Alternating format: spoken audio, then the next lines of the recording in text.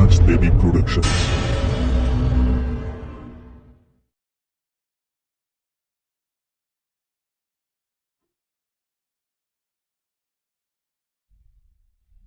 বিভূতি ট্রেনের জানলার ধারের একটা বেঞ্চে বসেছে।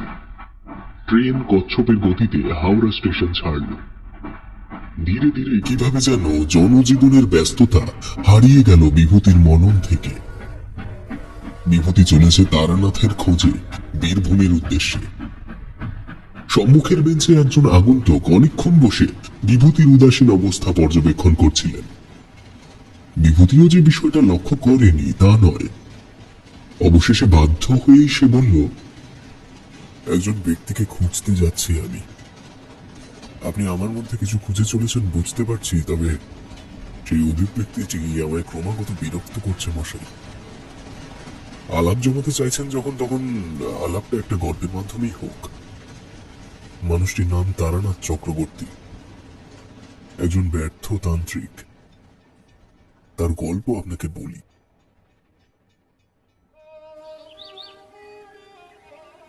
আমার ভবঘুরে জীবনের শুরুর দিকের ঘটনা। সালটা সাল না উল্লেখ করলেও চলবে। মাতুপাগলির সাক্ষাৎ ততদিনে পেয়েছি। আমি বেশ কিছুদিন বীরভূমের মহা শ্মশানে কাটানোর পর বলা যায় কিছুটা হতাশ হয়েই বেরিয়ে পড়েছিলাম আবার গুরুর সন্ধানে। মাইলের পর মাইল পায়ে হেঁটে ক্লান্ত পরিশ্রান্ত শরীর নিয়ে একদিন পৌঁছালাম নন্দনপুর নামক একটি গ্রামে। গ্রাম না বলে বলা যায় সদ্য গড়ে ওঠা একটা পাড়া। যতদূর চোখ যায় শুধু বড় বড় আম জামের দৈত্যাকার বনস্পতি। তার ফাঁকে ফাঁকে পিঁপড়ের মতো উকি দিচ্ছে ছোট ছোট অস্থায়ী উদ্বাস্তুদের কুড়ে। গ্রামের পথ সরু এবং অমসৃণ। আমি একটি তাল পাতার ছাউনি দেওয়া মাটির বাড়ির সামনে এসে দাঁড়িয়ে পড়লাম।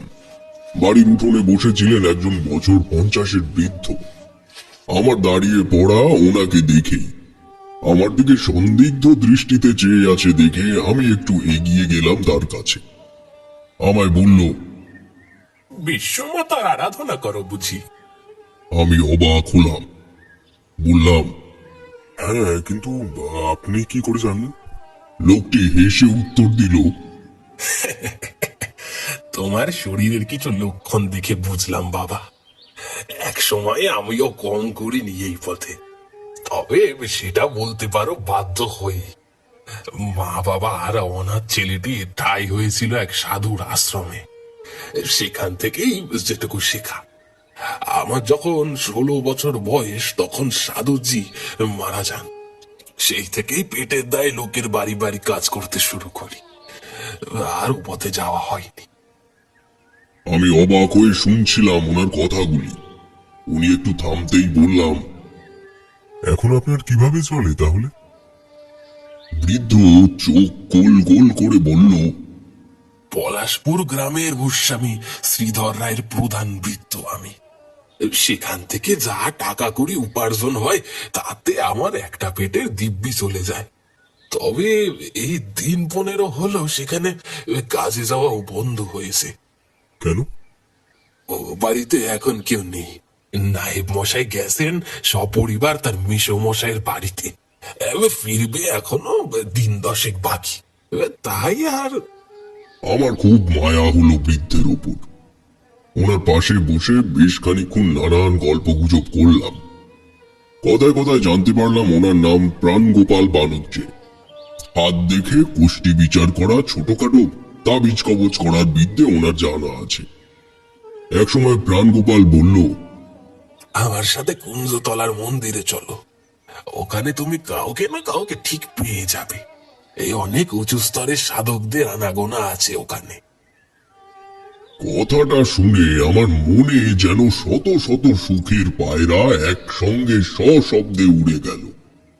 উৎসুক হয়ে বললাম, আপনাকে কি বলে যে ধন্যবাদ দেব বুঝতে পারছি না।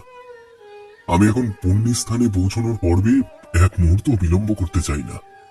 বৃদ্ধ মৃদু হেসে উঠে তার ঘরের মধ্যে থেকে একটা পুটলি কাঁধে বাঁধিয়ে নিয়ে এসে দাঁড়ালেন। আমি উঠে আর একবার তাকে বিনয়ের সঙ্গে প্রণাম করে তাকে অনুসরণ করতে শুরু করলাম। মানসিক অবসাদ নিয়ে হন্যে হয়ে গুরুর সন্ধানে পথে পথে ঘুরি আমি। তবে সত্যি এই জঙ্গলাকীর্ণ গ্রামের থেকে যে আমার জীবনে এমন একটি সম্ভাবনার পথ খুলে যাবে তা ভাবতেই পারিনি। এসব ভাবতে ভাবতে হেঁটে চলেছি আমজামের বনের মাঝের সরু মাটির পথ দিয়ে। তবে এখান থেকেই যে আমায় আসন্ন মহাসংকটের ইঙ্গিত দেওয়া হচ্ছিল তা বুঝতে পেরেছি পরে। জীবজন্তুরা সাধারণত একটু ঠান্ডা বা ছায়া বিস্তৃত জায়গাতেই বেশি থাকে, কিন্তু আশ্চর্যের ব্যাপার কি জানো, এই জঙ্গলের ভেতরে একটা পাখির ডাক তো দূরের কথা, কোনো গাছের কাণ্ডে একটা কাঠবেড়ালিও নেই। ব্যাপারটা খুবই অদ্ভুত লাগলো আমার। কেবল শুনতে পেলাম দূরে কোনো এক জায়গায় কয়েকটা কাক ক্লান্ত স্বরে ডেকেই চলেছে খানিক তফাতে তফাতে। মাইল তিনে হাঁটার পর একটি অপেক্ষাকৃত মোটা রাস্তায় এসে পড়লাম। প্রাণগোপাল বলল, এই রাস্তায় কিছুটা গেলে কুঞ্জলতার মন্দির। আমি সকালে আমিষ খেয়েছি, আমি আর মন্দির প্রাঙ্গণে যাব না, তোমায় দূর থেকে দেখিয়ে দিয়ে চলে আসব। আমি আপত্তি করলাম না, বরং আরো একটু দ্রুত পায়ে হেঁটে তাকে আমার উৎসাহের পরিমাণটা বোঝালাম।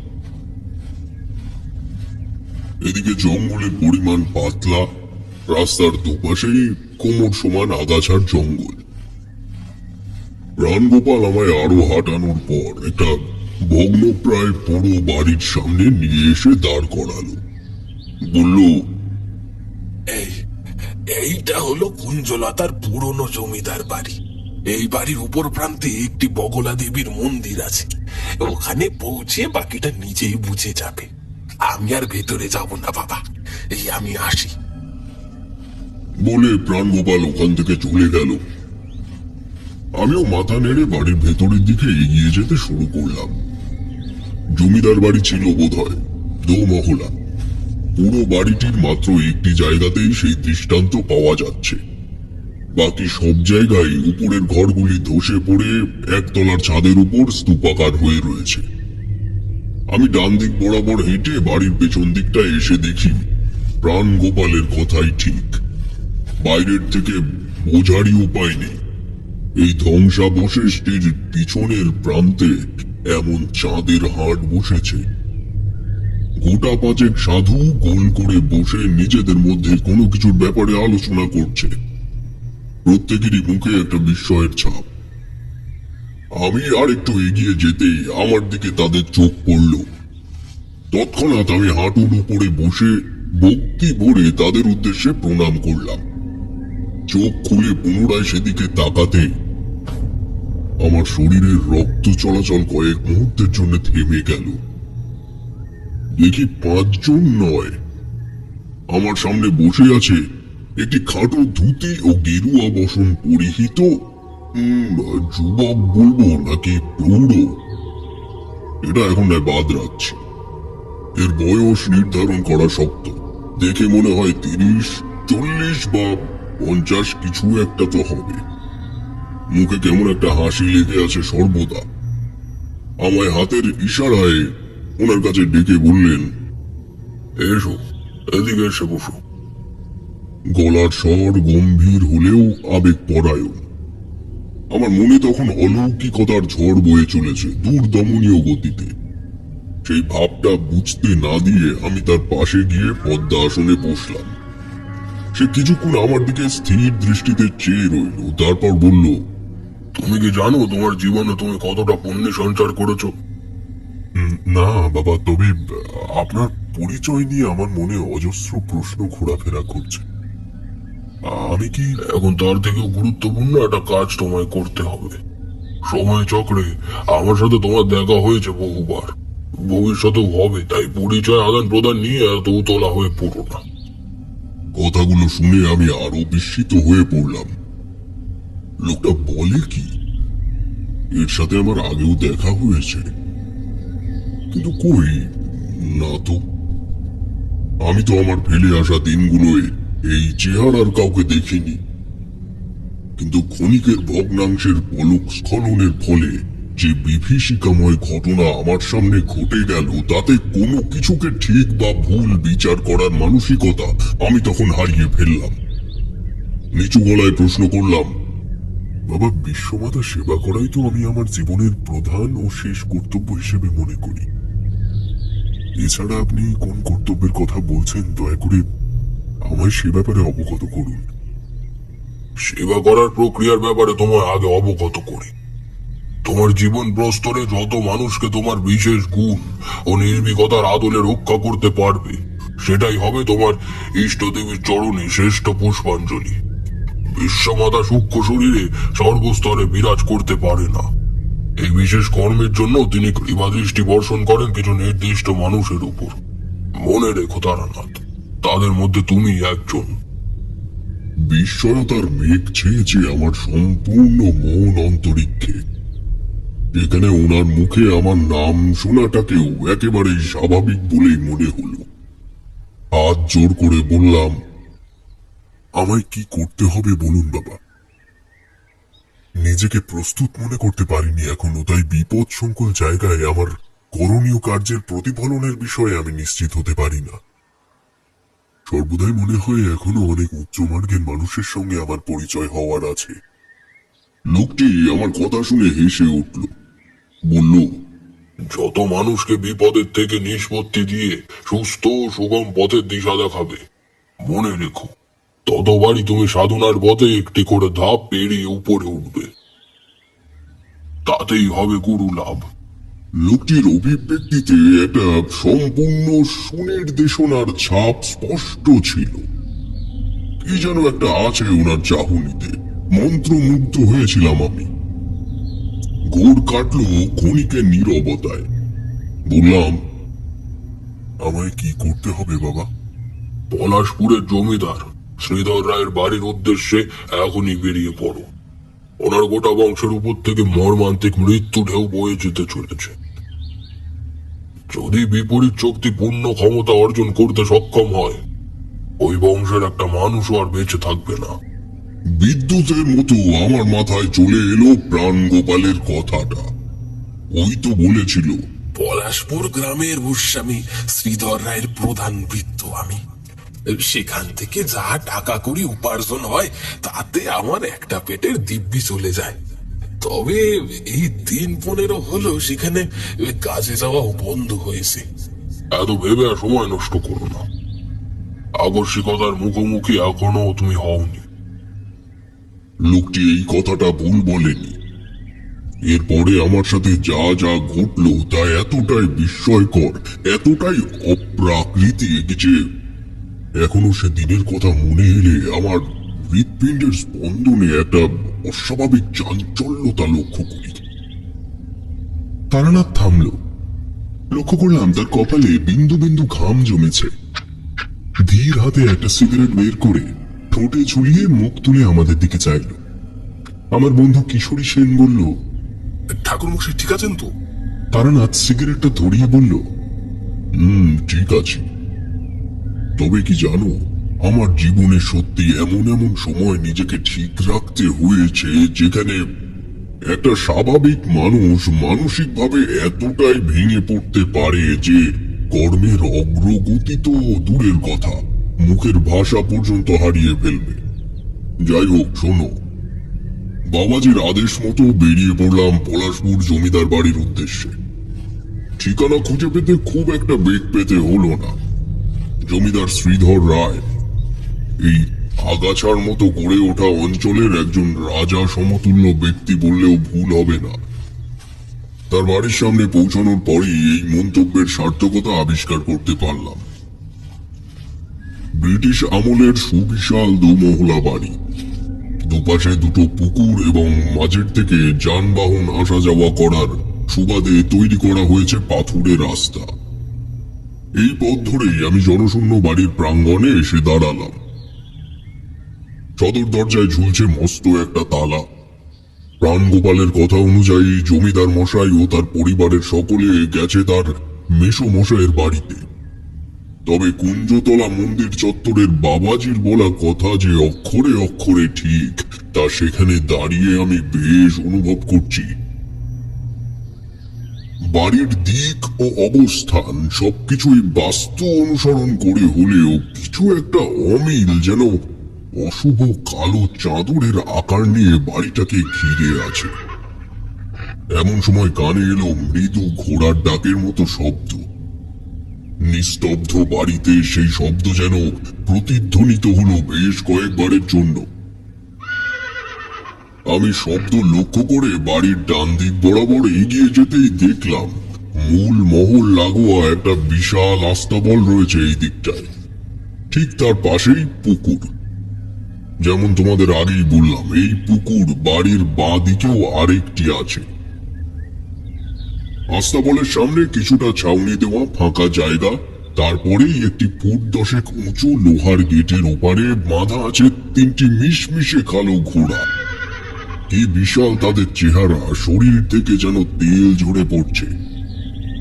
পরক্ষণেই মাথায় এলো, এই কদিন এই অবলা প্রাণীগুলোকে খাবার জোগাচ্ছে কে?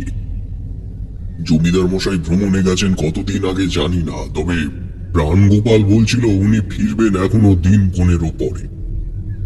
উনি কি এই প্রাণী তিনটির ব্যাপারে এতটাই অমনোযোগী? আমি ঠিক করলাম এই স্থানেই আমি আজ রাত কাটাবো।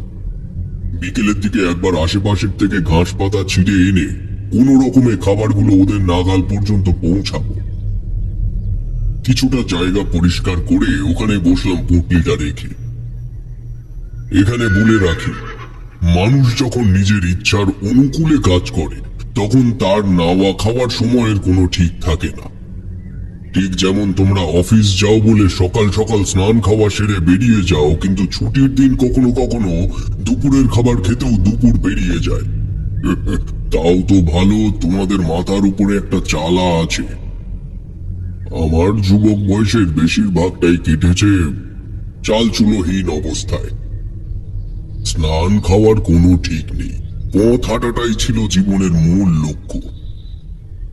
খাবার জিনিস যা ভিক্ষে করে পেতাম তাতে অবশ্যই পুঁটলি ভর্তি থাকতো। আমি পুঁটলি থেকে 2টি পাকা কলা বের করে খেলাম দুপুরের পরে। দিনের আলো কমে আসার সাথে সাথে পরিবেশে একটা আকস্মিক পরিবর্তন লক্ষ্য করলাম।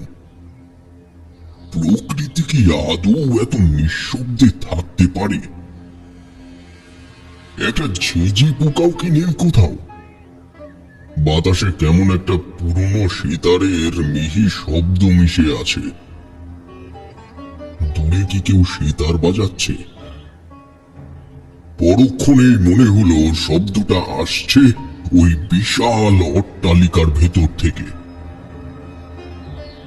ভ্রম কাটানোর জন্য ছাউনির থেকে বেরিয়ে ধীরে ধীরে বাড়ির মুখ্য দ্বারের সামনে এসে দাঁড়ালাম। না, ভুল নয়, শব্দটা ভেতর থেকেই আসছে। অজস্র অলৌকিক সম্ভাবনা একসাথে মনকে চেপে ধরলে সেই সময় মানুষের অবস্থা কি হয় তা ভাষায় প্রকাশ করা সম্ভব নয়। আমার পঞ্চেন্দ্রিয় তখন অতিমাত্রায় সজাগ ও সতর্ক। আমি 1 পা 2 পা করে বারান্দায় উঠে এলাম। বাবাজি সত্যিই বলেছিল, আকস্মিকতার এখনো কিছুই দেখিনি আমি। নইলে কি যে বাড়িতে সেই দুপুরের আগের থেকে আছি সেই বাড়ির বারান্দায় মোটা গোল থামের পেছনে একটি আস্ত মানুষ বাঁধা রয়েছে তা এখনো টের না পেয়ে থাকি? দেখলাম একটি বছর 60-এর বৃদ্ধকে অযত্নের সাথে মুখে গামছা দিয়ে বেঁধে রাখা হয়েছে সেখানে। আমি ছুটে গিয়ে তার বাঁধন খুলে দিতেই সে মুখ থুবড়ে পড়ল মোজাইক করা শক্ত মেঝের ওপর। বললাম, আপনি কে বাবা? আপনার এই অবস্থা হলো কি করে? শীর্ণকায় বৃদ্ধের তখন আর উত্তর দেওয়ার শক্তি নেই। হাতের ইশারায় একটু জল চাইল দেখে আমি দৌড়ে গিয়ে আমার পুঁটলি থেকে ঘটিটা বের করে পুকুর থেকে একটু জল ভরে এনে বৃদ্ধকে খাওয়ালাম। একটু ধাতস্থ হয়ে উনি নিচু গলায় বললেন, সব শেষ করে দেবে, সব শেষ করে দেবে। কি শেষ করে দেওয়ার কথা বলছেন বাবা? বলা মাত্রই বৃদ্ধ সন্দিগ্ধ দৃষ্টিতে আমার দিকে তাকালো, কিছুক্ষণ চুপ করে থেকে বলল, কে কে তুমি? নিশ্চয়ই নিশ্চয়ই ও তোমাকে পাঠিয়েছে। বলেই সে বৃদ্ধ আমায় ধাক্কা দিয়ে দৌড়ে পালিয়ে গেল গ্রামের পথ ধরে। আমি বিস্ময়ে থমথমে খেয়ে গেছি। তখন রহস্যের জাল যেন আমায় আষ্টে পিষ্টে পেঁচিয়ে ধরেছে। এমন সময় আবার শুনলাম ওই সেতারের শব্দ। অন্দর মহলের থেকেই আসছে শব্দটা, এখন আমি নিশ্চিত। আমি পা টিপে টিপে মূল ফটকের সামনে এসে বন্ধ দরজায় কান পাততেই আমার মাথার মৃদু চাপে দরজাটা খুলে গেল। আমি চমকে উঠে খানিকটা পিছিয়ে এসে অবাক হয়ে ভেতরের দিকে চাইলাম। বন্ধ দরজার অপর দিকে যে একটা চলমান জীবন যাপনের দৃষ্টান্ত রয়েছে তা এতক্ষণ আমি বুঝতেই পারিনি। না, তা কি করে সম্ভব? আমি নিজের চোখে দেখেছি বাড়ির দরজায় একটা মস্ত বড় তালা ঝুলছে, তবে ভয়ে আমার শরীর জমে গেছে মনে হলো। দরজার ওপারে এক বিশাল হল ঘরে কোনো কারণে এক জরুরি সভা চলছে বলে মনে হয়। সবার দৃষ্টি অপেক্ষাকৃত উঁচু একটি ফরাস পাতা তক্তপোষের দিকে। আমি নিশ্চুপ হয়ে দাঁড়িয়ে তাদের সঙ্গীর ভূমিকায় পালন করলাম। খানিক বাদে ওই তক্তপোষের ওপর একজন লম্বা চওড়া জমিদার গোছের লোক এসে উপনিবেশ করলেন। গায়ের রং ফর্সা, ঠোঁটের ওপর একটি কালো কুচকুচে শাঁসালো গোঁপ, চোখের চাউনি বাঘের মতো হিংস্র। হুকুমের ভঙ্গিতে বললেন, যতীন যেন কালকের সূর্যের আলো না দেখে, তার মৃত্যু সংবাদ আমায় যে আগে দেবে তাকে আমি বিশেষভাবে পুরস্কৃত করব। কি ভয়ঙ্কর সে কণ্ঠস্বর! বাকিদের কি হলো জানি না, আমার রোমাঞ্চিত হৃৎপিণ্ড এই প্রস্তাবে আরো একটু বিক্ষিপ্ত হয়ে গেল। সামনে বসা ব্যক্তিদের মধ্যে একজন বললেন, কিন্তু জমিদার বাবু, ও একটা ছোট ছেলে আছে, তার নাম প্রাণ গোপাল। এই বয়সে বাপ চলে গেলে। আমি কিছু শুনতে চাই না, সে বড় হলে দেখা যাবে। এই আদেশ পাওয়া মাত্রই কয়েকজন উঠে ঘরের থেকে বেরোনোর উপক্রম করতেই আমি ছুটে আবার আস্তাবলের সেই স্থানটিতে চলে এলাম। 5 মিনিট, 10 মিনিট, 15 মিনিট, কই কেউ তো বেরিয়ে এলো না।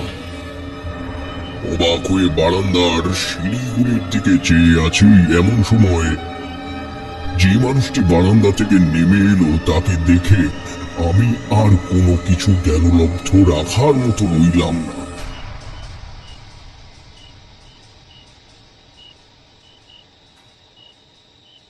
তারানাথ চুপ করে গেল।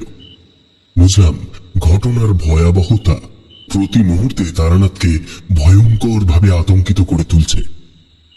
মিনিট দুয়েক চুপ করে থাকার পর প্রশ্ন করলাম, কাকে দেখলেন ঠাকুরমশাই?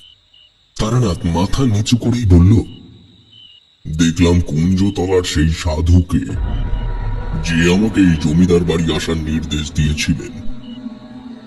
আমি হাত জোড় করে তার দিকে এগিয়ে যাব ভাবছি, এমন সময় আমার মনোযোগে বিচ্ছেদ ঘটল ঘোড়ার তীক্ষ্ণ ডাক। মুহূর্তের জন্য সেদিকে চোখ ঘোরাতেই সামনের দৃষ্টান্ত উধাও হয়েছে। সঙ্গে সঙ্গে মাথায় এক প্রবল উদ্দীপনা অনুভব করলাম। অন্ধকার চারিদিককে গ্রাস করলো আমার বিচার বুদ্ধিকে। জ্ঞান ফিরল যখন, তখন বোধহয় মাঝরাত। অন্ধকারের পরিমাণ এতটাই, চোখ খুলে আছি না বন্ধ করে আছি বোঝার উপায় নেই। কিন্তু এই সময় পরিবেশ কিন্তু পুরোপুরি নিস্তব্ধ নয়। কিছু একটা শব্দ আসছে, ফট ফট করে কোনো একটা শব্দ হচ্ছে অনতি দূরে। এই শব্দের সাথে আমি পরিচিত। ঠিক ধ্বনিতে কাঠের গাঁট ফাটার সময় যেমন শব্দ হয়, এটা সেই রকমই শব্দ। আমি পা টিপে টিপে ছাউনির থেকে বেরিয়ে বাড়ির এক প্রান্ত থেকে আর এক প্রান্তে এলাম, কিন্তু তেমন কিছু চোখে পড়ল না। বাঁদিকের পুকুর ও বাড়ির ভিতরের মাঝখানের অংশটুকুর মধ্যে একটা সরু পায়ে হাঁটা পথ আছে, তা আলো থাকতেই লক্ষ্য করেছিল। কৌতূহলবশত সেই পথই ধরলাম বাড়ির পেছন দিকটা একবার দেখে আসার জন্য। অন্ধকারে সন্তর্পণে বেশ খানিকটা এগিয়েছি, এমন সময় লক্ষ্য করলাম পেছন দিকের থেকে একটা হলদে আলোর আভা বেরিয়ে আসছে পুকুর পাড় বরাবর। স্বাভাবিকভাবেই আমার স্নায়বিক প্রতিক্রিয়া আমায় আরো বেশি মাত্রায় সতর্ক করে ফেলল। ধীরে ধীরে শেষ প্রান্তে পৌঁছে দেওয়ালের কোণ থেকে উঁকি মারতেই দেখলাম একটি লোক আকাশের দিকে দুই বাহু উন্মুক্ত করে চোখ বুজে কাউকে আহ্বান করার ভঙ্গিতে নিচু স্বরে মন্ত্র উচ্চারণ করে চলেছে। লোকটি আমার খুব পরিচিত, রায়বাড়ির জমিদার শ্রীধর রায়ের প্রধান ভৃত্য প্রাণ গোপাল বানুজ্জে। পাথরের মতো সেদিকে তাকিয়ে আছি, আর সমস্ত নিকট স্মৃতিগুলিকে গুছিয়ে নেওয়ার কাজ করছে মস্তিষ্ক। মিনিট দশকের মধ্যে আনুমানিক সমস্ত কার্য ও কারণের বিশ্লেষণ করে ফেললাম আমি। বিকেলে বাড়ির ভেতরে যেটুকু আমি দেখেছি তার সম্পূর্ণটাই মায়াজাল। কুঞ্জতলার সেই বাবাজি আমায় পৌরাণিক ইতিহাসের সঙ্গে পরিচয় করিয়ে দিলেন ওই ঘটনার মাধ্যমে। পরক্ষণে মাথায় এলো, যদি তাই হয় তবে বাড়ির বারান্দায় এখনো কোনো এক বৃদ্ধ আটকা অবস্থায় পড়ে থাকবে। আমি নিঃশব্দে আবার বাড়ির সামনে চলে এলাম। বারান্দায় উঠে মোটা থাম বরাবর হাতড়াতে হাতড়াতে এগোতে থাকলাম। তোমরা হয়তো বুঝতে পারছো তখন আমার পরিস্থিতিটা কি। যা করছি আমি সবটাই আমার বিশ্বাসের উপর নির্ভর করি, যদিও সেই বিশ্বাসী পরিণতি পেল। অন্ধকারের ভেতরে আমার হাতের স্পর্শে প্রথম যে জীবন্ত জিনিসটি এলো তা একটি মানুষের পা। হাত লাগাতেই একটু গুঙিয়ে উঠল সে। বুঝলাম আমার চিন্তায় ভুল নেই। বৃদ্ধের মুখে গামছা বাঁধা আছে বলেই তার প্রতিক্রিয়া এমন হলো। আমি দ্রুত ওনার মুখের বাঁধন খুলে দিতেই উনি সবিস্ময়ে বলে উঠলেন, কে কে কে আমি ওনার মুখ অনুমান করে হাত দিয়ে চেপে ধরে নিচু স্বরে বললাম, আস্তে, জোরে কথা বলবেন না। আমি তারানাথ চক্রবর্তী, আপনার উপকার করতে এসেছি। বৃদ্ধ ঢোক গিলে বললে, বাবা, প্রাণগোপাল সব শেষ করে ফেলবে। তুমি কর্তাবাবুকে বাঁচাও। আমি ওনার হাত ধরে দ্রুত পায়ে জমিদার বাড়ি থেকে বেশ খানিকটা দূরে একটা জঙ্গলাকীর্ণ জায়গায় নিয়ে চলে এলাম। বললাম, আপনি কি আমায় বলতে পারেন আসলে ব্যাপারটা কি চলছে? এই প্রশ্নটি আমি করেছিলাম আমার ধারণাটিকে পরিণতি দেওয়ার জন্য। বৃদ্ধ খানিক চুপ করে থেকে বলতে শুরু করলেন, আজ থেকে বহু বছর আগের কথা।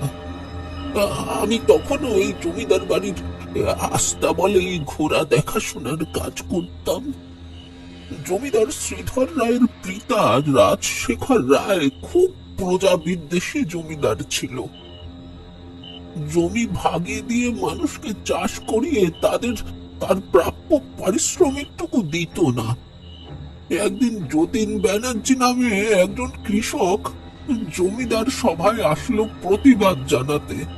জমিদার মশাই, হয় আমায় আমার ভাগের ফসল দিন, নইলে সেই ফসলের সমতুল্য অর্থ আমায় বুঝিয়ে দিন, নইলে আমি এখান থেকে নড়ব না। এই কথা শুনে জমিদার বাবু তখনকার মতো পিঠে হাত বুলিয়ে তাকে বাড়ি পাঠিয়ে দেয়। তারপর সেই রাতেই লোক লাগিয়ে যতীনকে খুন করায় ওই জমিদার। এই প্রাণগোপাল তখন কত ছোট। তখন এখনকার জমিদার শ্রীধর রায়ও ছোট ছিল। আমি সবটাই জানি গো। আজকের থেকে তো আর এই বাড়িতে না। এর আগে এই বাড়ি কোনোদিনও পুরোপুরি লোক শূন্য হয়নি। এত বছর পরে প্রাণগোপাল এই সুযোগ পেয়েছে, সে কি আর ছাড়ে? এই ধারণাই আমি করেছিলাম। তাহলে তোমরাই বলো, ঘটনাটা কোন স্থান থেকে কোন স্থানে এলো? প্রাণগোপালের মধ্যে এমন কূট সংকল্প রয়েছে তা তো গুণাক্ষরেও টের পাইনি। ভোর হওয়া পর্যন্ত ওই বৃদ্ধকে নিয়ে সেই জঙ্গলে বসে রইলাম। আলো ফোঁটা মাত্র আমি ওই বৃদ্ধকে বারান্দায় বসিয়ে ছুটে গেলাম জমিদার বাড়ির পেছনের ওই নির্দিষ্ট স্থানে। জানতাম প্রাণগোপাল সেখানে সকাল পর্যন্ত থাকবে না। কয়েকটা পোড়া কাঠ আর একটা ছক ছাড়া সেখানে কিছুই অবশিষ্ট নেই। এই ছক চিনতে শিখিয়েছিলেন আমায় মুর্শিদাবাদ জেলার এক প্রত্যন্ত গ্রামের সাধু। তার সাথে আমি বেশ কয়েকদিন শ্মশানে রাত কাটিয়েছিলাম, সে গল্প তোমাদের আগেই বলেছি। তো এই বিদ্বেষ সেদিন আমার কাজে এলো। খুঁটিয়ে দেখে অনেক গণনার পর ছকে অঙ্কিত যন্ত্রকে চিনতে পারলাম। প্রাণগোপাল ওখানে বেতাল আহ্বানের চতুষ্কোণ তৈরি করেছে এবং আমার অভিজ্ঞতা যা বলে সেই কাজ সে সুষ্ঠুভাবে সম্পূর্ণ করেছে, অর্থাৎ বেতাল জাগ্রত হয়েছে। আমি সময় নষ্ট না করে দ্রুত আবার বারান্দায় ফিরে এলাম। বললাম, আপনি আপনি কি জানেন জমিদার বাবুর মেসোমশাইয়ের বাড়ি কোথায়? লোকটি আমার উৎকণ্ঠা দেখে বিপদের পূর্বাভাস পেল। বলল, হ্যাঁ বাবা, চিনি। এই তো ঠাকুরপুকুর গ্রামে, ওই মনে করো মাইল 6 দূরত্ব। চলুন চলুন, নিয়ে চলুন আমায়। বলে ছুট লাগালাম ঠাকুর পাড়ার উদ্দেশ্যে। পৌঁছালাম যখন তখন প্রায় সকাল 11টা। বাড়ির উঠোনে জমিদার শ্রীধর রায় বসে তামাক খাচ্ছিলেন। বৃদ্ধ কিছু বলার আগে আমি ব্যস্ত হয়ে সবটা বললাম জমিদারকে। উনি আমায় উঠোনে পাতা খাটিয়ার উপর বসিয়ে বললেন, আমার মনে হয় বৃথায় এতটা ভয় পাচ্ছি আমরা। হয়তো আপনার গণনায় কোনো ভুল আছে। আমি বুঝতে পারছি রায়মশাই, কিন্তু এক প্রজন্মের পাপ ভঞ্জন না হলে তার প্রভাব চলতে থাকে পর্যায়ক্রমে। চিন্তা করবেন না রায়মশাই, আমি জীবিত অবস্থায় আপনার কিছু হতে দেব না। বাড়ির সকলকে ডেকে পাঠান, আমার প্রত্যেকের সাথে একটা বিশেষ কথা আছে। জমিদার শ্রীধর রায় আমার পাশে দাঁড়িয়ে থাকা বৃদ্ধকে চোখের ইশারায় এই নির্দেশ পালন করতে পাঠিয়ে দিলেন। 5 মিনিটের মধ্যে সবাই চলে এলে আমি বললাম, সবাই মনোযোগ দিয়ে আমার কথা শুনুন এবং এটিকে জমিদার মশাইয়ের আদেশ হিসেবেই সবাই রক্ষা করবেন এই আশা রাখব। আজ সন্ধ্যা নামার পর কেউ ঘর থেকে বেরোবেন না এবং বাড়ির সকলে এক ঘরে থাকবেন আজকের রাতটা। জমিদারের আদেশ বলে কথা। কেউ আমার কথা শুনে মুখে রাগ কাটল না। সবটা গুছিয়ে সবাইকে বলাতে জমিদারের একটু সংকোচ বোধ হচ্ছে তা আজ করতে পেরেছিলাম। কথায় আছে না, আসন্ন বিপদের কথা শুনলে মানুষ কিছু কিছু সময় বিচার বুদ্ধি হারিয়ে ফেলে। জমিদারেরও সেটার বিপরীত হলো না। এখানে বলে রাখি, মাধব ঘোষের বাড়ির ঘটনাটা কিন্তু তখনও আমার জীবনে ঘটেনি। যদি ঘটতো তাহলেই বরং ভালো হতো।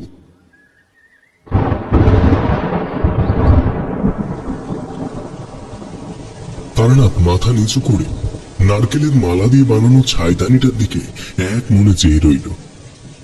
বুঝলাম ঘটনা শেষটি নিশ্চয়ই আশানুরূপ ফল দেয়নি। কিশোরীর ধৈর্য মানল না, ও প্রশ্ন করেই বসল, শ্রীধর রায়কে কি আর বাঁচানো যায়নি? তারানাথ ধীরে সুস্থে আরো একটা সিগারেট ধরিয়ে আবার বলতে শুরু করলো,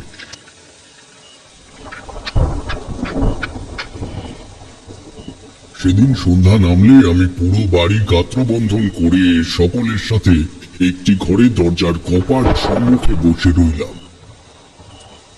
কারোর মুখে কোনো কথা নেই, সবার দৃষ্টি আমার দিকে স্থির। দূরের কোনো বাড়ির থেকে পদাবলী কীর্তনের শব্দ ঝোড়ো বাতাসে পাক খেতে খেতে কানে আসছে। আকাশ কখন এত ভারী হয়ে এসেছে বোঝা যায়নি। খানিক বাদে বাদেই গুরুগম্ভীর শব্দ তুলে আসন্ন দুর্যোগের ইঙ্গিত দিচ্ছে। হয়তো আধা ঘন্টা হবে, তারপরেই নামলো তুমুল বৃষ্টি। বাড়ির আশেপাশের গাছগুলো মৃদু হাওয়ায় দুলতে দুলতে যেন কোনো একটা ব্যাপারে সতর্ক করে চলেছে অবিরত। এমন ভাবেই আরো ঘন্টা দুয়েক গেল, তখনও কোনো কিছু ঘটেনি। তবে সত্যি ভোর 4টে পর্যন্ত যখন কিছু ঘটল না, আমি শান্ত দৃষ্টিতে জমিদারের দিকে চেয়ে বললাম, রায়মশাই, আপনার কথাই হয়তো ঠিক। আমার কোথাও ভুল হয়েছে। জমিদার শ্রীধর রায় মাটির মানুষ উষ্ণ হেসে বললেন, এরকমটা হতেই পারে ঠাকুর মশাই, তবে আপনি যে সম্ভাবনার কথা বললেন তা যে ভবিষ্যতে ঘটবে না তার কোনো নিশ্চিতই নেই। আমি প্রাণগোপালকে বাড়ি ফিরিয়ে পুলিশের হাতে তুলে দেব, আর আপনিও বেশ কয়েকটা দিন আমার বাড়িতে থাকবেন ঠাকুর মশাই। সামনে একটা মানতের কালী পুজো দেব। বললাম। মানতটা নিশ্চয়ই আজই করেছেন। জমিদার আমার দিকে উজ্জ্বল দৃষ্টিতে চেয়ে বললেন, হ্যাঁ ঠাকুর মশাই, আজই করেছি, কিন্তু কথা শেষ হওয়ার আগেই আমি বললাম, আপনার এই আস্তাবল কর্মী না থাকলে বোধহয় এটুকু করতে পারতাম না। হারু কাকা বলা যায় আমায় কোলে পিঠে করে মানুষ করেছে। অনেক পুরনো সদস্য উনি রাজবাড়ির। কথাটা ঘুরিয়ে দিলাম, কারণ আমার তখন কোনো ক্ষমতার চর্চা করতে ইচ্ছে করছিল না। আমি জানতাম কিছু একটা এমন হয়েছে যেটা আমি ধরতে পারলাম না। মনে মনে ওই কুঞ্জতলার বাবাজিকে অনেকবার স্মরণ করেছিলাম, কিন্তু উনি আদৌ সূক্ষ্ম শরীরের অধিকারী কিনা তা তো আমি জানি না। একথায় তিনি আমায় আর দেখা দিলেন না। সকাল হতেই জমিদার বাড়ি ফেরার তোড়জোড় শুরু করলেন। ওনার যে আর এক ফোঁটাও আতিথ্য গ্রহণের ইচ্ছে জীবিত থাকবে না সেটা মোটেই অস্বাভাবিক নয়। তবে মনে আমার সাড়া যখন দিয়েছে, তখন কিছু একটা ঘটেছে বা ঘটবে তা আমি জানতাম। একই গরুর গাড়িতে চেপে রায়বাড়িতে ফিরে এলাম আমরা। জমিদার শ্রীধর প্রধান দরজা খুলে আমায় ভেতরে আহ্বান করলেন। এমন সময় কথা কথা কথা বাবা, এ কি সর্বনাশ হয়ে গেল! এটা তুমি কি করলে? আমিও রায়মশাই ছুটে বাইরে এসে দেখি হারু আস্তাবলের সামনে হাঁটুতে ভর দিয়ে বসে চিৎকার করে কাঁদছে। আমরা ছুটে গেলাম সেদিকে। ও দৃষ্টি অনুসরণ করে দেখি অত বড় ঘোড়া তিনটিকে হয়তো তার থেকেও বড় কোনো প্রাণী এসে খুবলে খুবলে ছিন্ন বিচ্ছিন্ন করেছে। এখনো ক্ষত স্থানগুলো জীবিত। জমিদার শ্রীধর রায় বিস্মিত হয়ে বললেন, ঠাকুর মশাই, তবে কি? আমি সংক্ষিপ্ত উত্তরে বললাম, রায়মশাই, দোষটা আমারই। আমি আপনাকে বাঁচাতে গিয়ে এই অবলা প্রাণীগুলোর কথা ভুলে গেছিলাম। জমিদার শ্রীধর রায়ের মনে তখন কি চলছে জানি না, কিন্তু বলতে বাধা নেই আমার চোখের পাতা ভিজে এলো নিমেষেই। নিজেকে একটু সংযত করে বললাম, যদি আপনার আপত্তি না থাকে তবে এই আস্তাবল আবার পরিপূর্ণ করে তুলবেন। আমি সত্যি ক্ষমার অযোগ্য হয়ে পড়েছি রায়মশাই, দয়া করে আমায় অনুমতি দিন। আমি আর এই বাড়িতে থাকতে পারবো না। জমিদার মশাই আমার হাত চেপে ধরে বললেন, ঠাকুর মশাই, আপনি আমার ত্রাণদাতা, এবং আমি নিশ্চিত আপনি কোনো মতেই এই অবস্থার শিকার হতে চাননি। ভগবান অবশ্যই আপনাকে সুবিচারের অধিকারীর তালিকায় রাখবেন।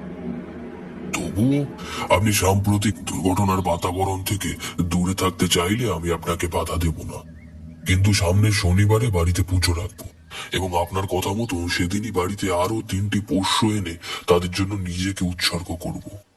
তাই আমার বিনীত অনুরোধ, ওই দিনটা আপনি এ বাড়িতে আসবেন। এরপরেও না বলাটা আমার শোভা পায় না, তাই সম্মতি সূচক মাথা নেড়ে সেদিন ও বাড়ি থেকে বিদায় নিলাম। আমি জানতাম প্রাণগোপাল আর এই অঞ্চলে থাকবে না, এবং ও অবশ্যই জেনে গেছে যে শ্রীধর রায় ওর কৃত্যের সম্বন্ধে এখন সম্পূর্ণ অবগত। হেঁটে হেঁটে যখন তার বাড়ির সামনে গেলাম, দেখলাম ওর ঘরে তালা মারা। মনে অনুশোচনার ঝড় বইছে তখন। শরীরও যেন হঠাৎ দুর্বল হয়ে পড়েছে। ক্লান্ত পায়ে কুঞ্জতলার ওই ভগ্ন প্রায় রাজবাড়ির পেছনে আমার পথ প্রদর্শকের স্মরণে উপস্থিত হলাম। পৌঁছে দেখি আজও কয়েকজন সাধু গোছের লোক গোল হয়ে বসে তামাক টানছেন। মুখে প্রত্যেকেরই কেমন একটা ঘোর ঘোর ভাব। আমার দিকে তাকিয়ে একজন ঘোলা গলায় বললেন, তামাক খাবে? আমি বুঝলাম এদের সংকল্প ভালো নয় এবং এরা ভেক ধরা সাধু। তন্ত্র সাধনা কি তার দৃষ্টান্ত এদের দূর দূরান্তের ইতিহাসেও নেই। বহু সাধক সঙ্গ করেছি আমি, তবে এদের মতো কুৎসিত দৃষ্টিভঙ্গি কাউর দেখিনি। হাঁটতে হাঁটতে একটি মোটা শিশু গাছের তলায় এসে একটু বিশ্রাম নেব বলে বসেছি। এমন সময় ডাক শুনলাম, তারানাথ। হঠাৎ সামনের দিকে তাকিয়ে আমি চমকে উঠলাম। আমার সামনে সেই বাবাজি এসে দাঁড়িয়েছে। কখন এত নিঃশব্দে, এত অতর্কিত আমি একবারের জন্য টের পাইনি। আমার কাছে সমস্ত ব্যাপারটা ইন্দ্রজালের মতো ঠেকল বলে আমি চমকে উঠলাম। বাবাজি বললেন, দুশ্চিন্তা করো না, তুমি তোমার সাধ্য মতন যতটুকু পেরেছ করেছ। অপরাধী শাস্তি পাবে। বেতাল কাজ শেষ করে ফিরে এলে তাকে আবার মন্ত্রবন্দিনী দিয়ে আবদ্ধ করতে হয়। কিন্তু প্রাণ গোপাল তোমার পিছু করে শ্রীধর রায়ের মেসমশায়ের বাড়ি পর্যন্ত গেছিল। উনি সব জানতে পেরেছে জেনে ওই স্থান থেকেই পরিমরি করে পালিয়ে যায়। আমার কথা মন দিয়ে শোনো, বেতাল এখন ওই বাড়ির চারিপাশে ঘোরাঘুরি করছে, তবে কারোর ক্ষতি করবে না। আমি তোমায় একটা পঞ্চগব্য দিয়ে যাচ্ছি। কালী পুজোর যজ্ঞের আগুনে তা শস্ত্রায়নের বীজ মন্ত্র স্মরণ করে আহুতি দিও। আমি ষষ্ঠাঙ্গে প্রণাম করে জিজ্ঞেস করলাম, বাবাজি আপনার শুভ নামটি কি আমি জানতে পারি? বাবাজি আমায় অবাক করে বললেন, নাম জানতেই পারো, তবে এরপরে কখনো আমায় দেখলে হয়তো নাও চিনতে পারো। পরক্ষণে আমার দেহ মন অবশ হয়ে উঠল। আমার জ্ঞানও বোধহয় ছিল তারপরে আর কয়েক সেকেন্ড। তারপর কি ঘটলো আমি আর কিছুই জানি না। ঘুম ভাঙল পরদিন সকালে। প্রথমটায় ঠিক করতে পারছিলাম না কোথায় আছি আমি। তখনই চোখ পড়ল আমার চোখের সামনে পড়ে থাকা একটা লাল চেলিতে বাঁধা গোল বস্তুর ওপর। মাথায় এলো এটাই তবে ওই বাবাজির দিয়ে যাওয়া পঞ্চগব্য। মাঝের 2 দিন ওই গাছের গোড়ায় বসেই বাবাজি স্মরণ করে কাটিয়ে দিলাম। না, তিনি আর দেখা দিলেন না। শনিবার বিকেল নাগাদ আমি রওনা দিলাম জমিদার বাড়ির উদ্দেশ্যে। সে কি আয়োজন! সম্পূর্ণ জমিদার বাড়ির প্রাঙ্গণ ছেয়ে দেওয়া হয়েছে এক মস্ত বড় শামিয়ানার চাদরে। গোবর ছড়া দেওয়া উঠোনে ইতস্তত গায়ের মেয়েরা বসে বসে জবা ফুলের মালা গাঁথছে। আস্তাবলের সামনে বাঁধা রয়েছে 3টি বড় বড় ঘোড়া। এক কথায় মনের উপরে ছেয়ে থাকা কালো মেঘ একটু হলেও পাতলা হয়ে আলোক বিচ্ছুতি প্রস্তুতি নিল। জমিদার শ্রীধর রায় আমায় পেয়ে বেজায় খুশি হলেন। তবে আমি বা সে কেউই জানতাম না আজ রাতে এমন একটি ভয়ঙ্কর ঘটনা ঘটতে চলেছে। পুরোহিতের পেছনে আমি ও জমিদার মশাই পাশাপাশি বসলাম। উনি নিচু গলায় বললেন, প্রাণগোপালের বাড়িতে লোক পাঠিয়েছিলাম, ও পালিয়েছে। আমি কিছু বললাম না, কারণ আমি সেই দিনই জানতাম যে ও আর এই অঞ্চলে থাকবে না। প্রাথমিক প্রক্রিয়া সম্পন্ন হলে পুরোহিত মশাই যজ্ঞের বেদিতে আগুন ধরালেন। আমি সুযোগ খুঁজতে শুরু করলাম। কখন ওনার অগোচরে এই পঞ্চগব্য আহুতি দেব এই যজ্ঞানলে। মনের মধ্যে বিড় করে চলেছি শস্তায়নের বীজ মন্ত্র। এমন সময় পুরোহিত মশাই বেল কাঠ ভাঙতে পেছন দিকে ঘুরলেন আর আমি ছুড়ে দিলাম ওই বস্তুটি যজ্ঞের আগুনে। তোমাদের কি বলবো, নিভে আসা কাঠের উপরে হঠাৎ কেরোসিন ঢেলে দিলে যেমন দপ করে আগুন জ্বলে ওঠে, ঠিক তেমন দৃশ্যের সম্মুখীন হলাম। আগুন উঠল প্রায় ফুট 10 উপরে। জমিদার মশাইয়ের মুখে একটা বিস্ময়ের শব্দ হলো। পুরোহিত মশাই কিছুটা পিছিয়ে এলেন বেদিক থেকে, বললেন, এমন সময় লক্ষ্য করলাম কৃষ্ণ বর্ণের মানত কালীর হাতে ধরা খাড়া থেকে তাজা রক্ত পড়ছে যজ্ঞের বেদির কিছু তফাতে। পুরোহিত মশাই আতঙ্কিত হয়ে উঠে দাঁড়ালেন। কিছুক্ষণ দাঁড়িয়ে থেকে দৌড় দিলেন গ্রামের রাস্তার দিকে। আমি জমিদার মশাইকে বললাম, প্রণাম করুন জমিদার মশাই, মা আপনার মানত স্বীকার করেছেন। জয় মাতা। এই ঘটনার পরে কি আর কোনো যুক্তিতর্ক মনের মধ্যে স্থান পায়? মন্ত্রমুগ্ধের মতো উনি আমার সমস্ত নির্দেশ পালন করলেন। আমি বাকি পুজো সম্পন্ন করে ভোর নাগাদ গৃহস্বামীকে দিয়ে মাকে বিসর্জন দিলাম। তারপরে আরো 2 দিন আমি ওই বাড়িতে ছিলাম। আমায় শুধু বিশেষভাবে আপ্যায়ন করা হলো তা নয়, 2 দিন পরে যখন ও বাড়ি থেকে বিদায় নিয়ে ফিরছি, জমিদার বাবু আমায় যথাসম্ভব খাবার দাবার ফল দিয়ে আমার পুটলি ভারী করে দিলেন। আরো কয়েকদিন ওই গ্রামের একটি জঙ্গলে আস্থানা বানিয়ে আরামে দিন কাটিয়ে আবার বেরিয়ে পড়লাম দেশান্তরে। নন্দনপুর গ্রামের মুখে যখন পৌঁছেছি, দেখি একটা স্থানে বেশ জটলা সৃষ্টি হয়েছে। ভিড় ঠেলে যখন তার কেন্দ্রবিন্দুতে পৌঁছালাম, দেখলাম ভিড়ের কারণ একটি মৃতদেহ, এবং মৃতদেহটি আমার এই কাহিনীর প্রথম পরিচিত মানুষের, অর্থাৎ প্রাণ গোপাল বানুর্চির। গলার কাছে একটা ধারালো অস্ত্র দিয়ে কোপানোর দাগ স্পষ্ট। 2-3 দিনের পুরনো মোড়া দেখলেই বোঝা যায় সাধারণ অবস্থা থেকে সে দেহ খানিক ফুলে উঠেছে। আমার পাশে দাঁড়িয়ে থাকা এক যুবককে প্রশ্ন করলাম, এনার পরিচয় জানা গেছে কি? না, অনেকেই দেখলো কেউ চেনে না। গ্রামে একজন কাঠুরে জঙ্গলে কাঠ থেকে দেখে একটা কাঁথা কম্বল জড়ো করা স্তূপের ওপরে এই মৃতদেহটি পড়ে আছে। দেখা যাক, পুলিশ না আসলে কিছু বলা যাচ্ছে না। আমি বেরিয়ে এলাম ওই জটলা থেকে। অতর্কিতেই আমার জড়ো হাত স্পর্শ করলো ললাট। মুখ থেকে উচ্চারিত হলো, জয় তারা।